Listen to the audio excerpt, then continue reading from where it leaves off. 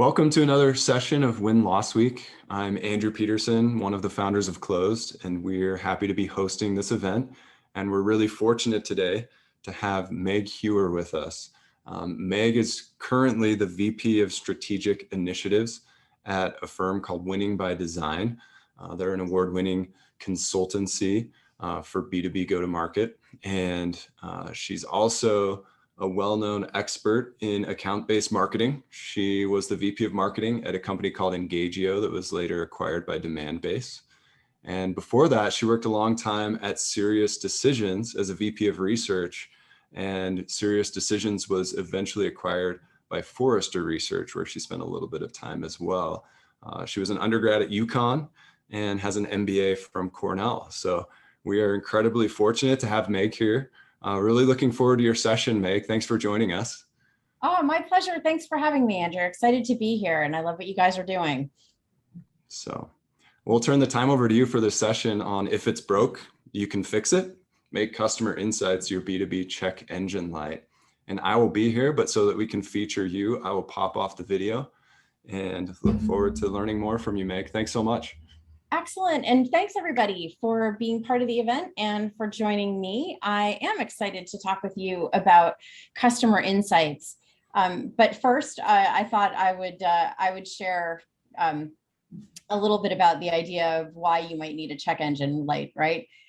This is a pretty silly cartoon, and it's obvious what the problem with the car is, but that kind of led me to a question to say, with customer insights, we make a lot of assumptions about what's happening, but in reality, if someone said, hey, don't we already know what's going on with our customers? How confidently could you say yes to that? My resounding answer, and as a leader and as a marketer, is maybe. Right? Generally speaking, we know some things about our customers, but we don't know everything we could know about our customers. And it's really important that we don't make assumptions, that we don't wait until we've got a very obviously terrible situation going on to understand everything we need to understand about our customers. It's really important that we sort of transition to having an always on engine of insights about what's happening at all stages of our customer's journey, because if we don't, we run the risk of something really bad happening that we could have prevented, or missing out on amplifying some really, really good things that are happening that we could be doing more of if only we knew that they were working. So how do I come at this kind of particular perspective? Well, as Andrew said, I'm working with Winning by Design. And one of the things that I really like about the methodology at Winning by Design is the idea that you can apply sort of scientific method to understanding what's happening in your revenue engine.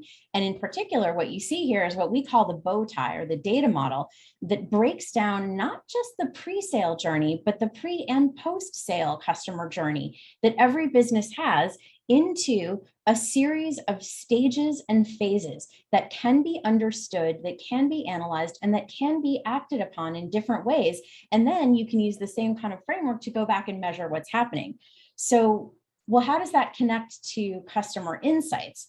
Well, the idea is that if you have insights that allow you to understand what's happening in all of these stages, it allows you then not just to prevent bad things, to have that check engine light come on, but it also allows you to understand what's working so that you can go back and say, what should my journey be? What actions should I be taking at every stage? And how do I know whether or not they have an impact? So having this kind of underlying thought about your entire customer journey allows you to then tap into the insights that are present and most valuable in each one of those stages to take smart actions to make sure that you're optimizing that journey.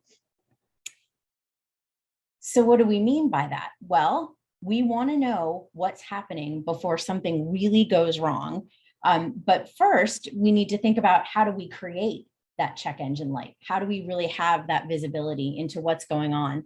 So what I'm going to do is walk you through each of those stages within that customer journey and share with you the top 4 ways that you can turn those customer insights into your very own B2B check engine light to have that early warning system. So first of all, What do we need to do? Well, the first thing we need to do is know what information is available to us in each of these stages. There are so many sources of customer information. The problem is often that when you're in one particular function, say you're in sales, say you're in marketing, say you're in customer experience, say you're in operations, you're going to have kind of your own lens on the world from the tools that you use and the resources that you have and the activities that you do in your day-to-day job. That doesn't mean you couldn't benefit immensely from getting the kinds of insights that people in other roles have. So what we first want to do is come up with an inventory of all of the different sources of information that are available. And that can begin very, very early in the journey with things like understanding what content people resonate, that you find people resonates with your buyers, what kinds of intent signals. So first, second, and third party data about all the people that you want to engage. Then as people move through that cycle, you can really take a look at what they're doing and you can listen to the calls that your sellers and others have with those buyers. That's a whole other kind of source of data, some of it structured, some of it unstructured. Then when you get into later stages of buying and the selection phase, of course, there's win-loss information, but you can also take a retrospective look back at what happened across all the different touch points in that deal to create a deal story. Moving over into the post-sale phase, sources of information can be things like product or service usage. You can listen to customer service or customer success calls. You can think about the social activity that your customers are putting out there and what they're saying. You can take a look also as customers are with you longer with some of the great survey data that they may share with you, or say you've got things like advisory boards or advocacy programs. Those are, again, all great sources of customer data that you really want to have an inventory of so that you know whenever you're trying to do something, what kind of data you could tap into to get an answer about how likely is this to work, or how do I know if something that I did is working today. So all of these sources are super helpful. If I know all of my information sources, that gets me out of the mode that I talked about, where you've got all of these disconnected functions pulling in their own view of the world. And that's kind of limiting their ability to benefit from what other parts of the organization know that could have a really big impact on the way that they should do their jobs. So what we want to do is first figure out all the sources and then define ways to pull together that information and share it back out to the different functions who can benefit from it. And what does this do if you take this action to kind of connect your sources of customer insights? Well, it again really gives you that early warning system. It allows you to see where things are happening across that full bow tie.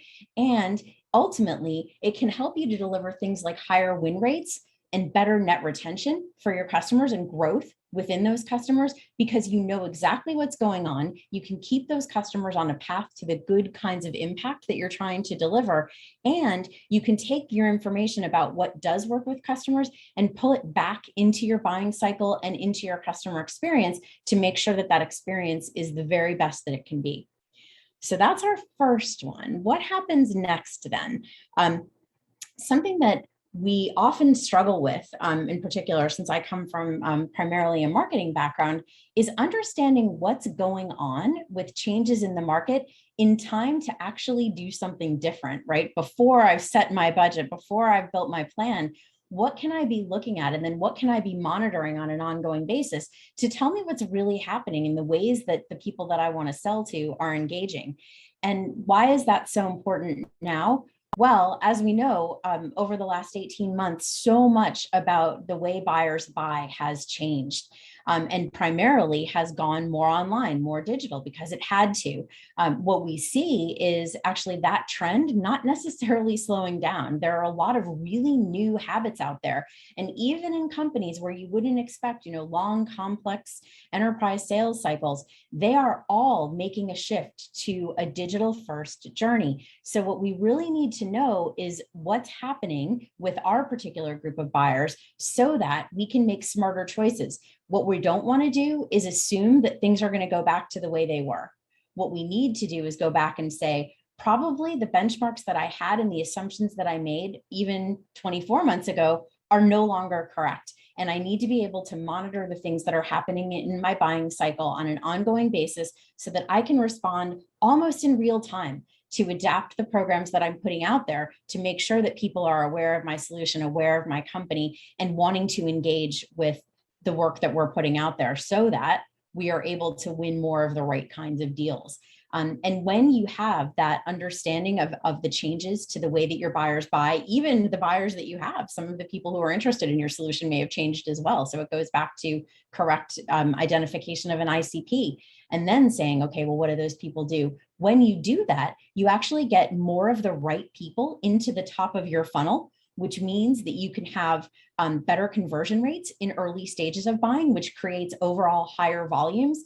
And those are also the kinds of customers who are less likely to drop out mid-funnel because, again, they're a great fit and they're responding to the work that you're putting out there, which means they're very likely to be a good fit for your solution. And the other thing that it allows you to do is reduce your customer acquisition cost because, again, you're doing the right things at the right time with the right people to engage, and that makes your whole buyer's journey a lot more efficient. So when we pay attention to the insights about what our buyers are doing, both the ones that we have in-house and ones that we can get from external data sources like intent, content syndication, social behavior, all that kind of stuff, all of those things really help us make better choices and make our early stages much more efficient in the buying cycle.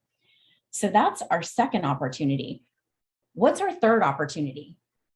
Well, that third opportunity is as we move through the funnel and we get towards the end of it, we're going to win some of those deals, we're going to lose some of those deals, and some of those deals are going to stall or go to the dreaded no decision. We need to learn from every single deal in our pipeline. We need to know what happens. We just talked about the early stages and making sure that you're engaging your buyers in the way that they want to engage and that you know their preferences. Well, at this point, you need to really start to dig in to say, why did people say yes? Why did they say no? Or why did they choose not to do anything? And when we have better answers to those questions, there are a lot of things that we can do differently. When we don't have that information, we are making assumptions. We may be going on anecdotal evidence of the latest big loss or the salesperson who tends to tell the most about their different deal cycles. It's very ad hoc. And also, if all we gather is a pull down menu in CRM with a couple of pre-selected options for describing why you lost a deal, you very often see people defaulting to the first one on the list or not putting a ton of thought into why they're choosing what they're choosing, because really it's an administrative exercise and they just want to get it done faster. None of those things tell you what you need to know about how a deal went, what things you did well, what things you didn't do well. And by the way, not just from a sales perspective, what marketing did they engage with? What other executives or other people in the organization did they engage with? How did things go with your seller? How did things go right from the prospecting stage? So breaking down those deals into their component parts and really then understanding why the customer took the action at the end that they did allows you to cycle that back into qualifying deals more accurately. So if you know, for example, that you tend not to win with particular kinds of companies because there's something in your product that doesn't get discovered until later that's not a fit for them, you know to perhaps qualify them out earlier on so your sellers aren't spending time on the wrong deals.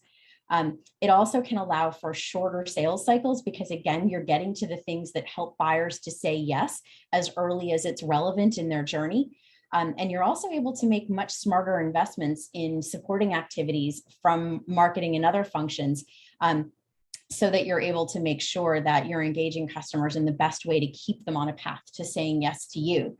The other thing you can do when learning from every deal is thinking about what happens right after that deal gets closed, going over into the later stages of the buying cycle and saying, hey, we may get people to say yes, but if we struggle to get them to value early on, you can also kind of carry that deal forward a little bit in your understanding to make sure that you're winning the right kinds of customers who you can deliver impact to so you don't end up with a high win rate, but a low renewal rate. So those are all things that can really come from a great understanding of your customers.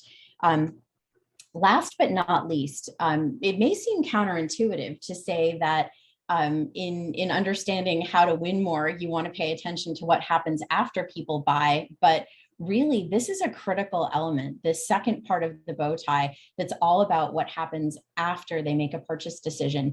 when you have a clear understanding of how customers get to the first impact or value that your company delivers, how they maintain that relationship, what things tend to go well, what things tend to be challenging, and then which kinds of customers tend to grow with you and stay longer and become your advocates.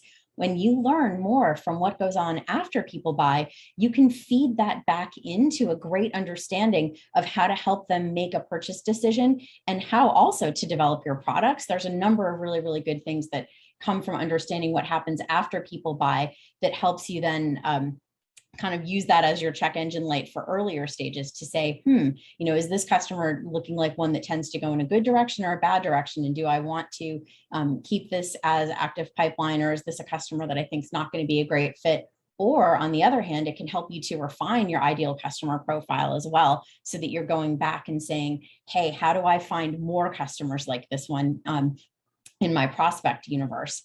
And what happens when I do that? Well, when I don't have that information, it basically prevents the entire revenue team from learning from what makes a great customer. When I do this, though, it allows me to have that insight, and I can really focus on winning more of the customers who are likely to stay with us longer, who are likely to expand their business with us.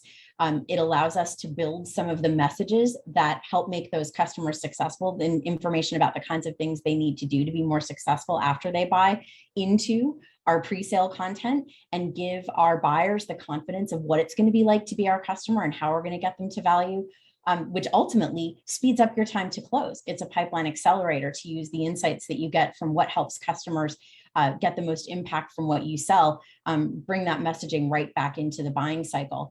And by doing this, you really end up in a place where you are creating a buyer's journey and a post-sale experience that is optimized around delivering customer impact.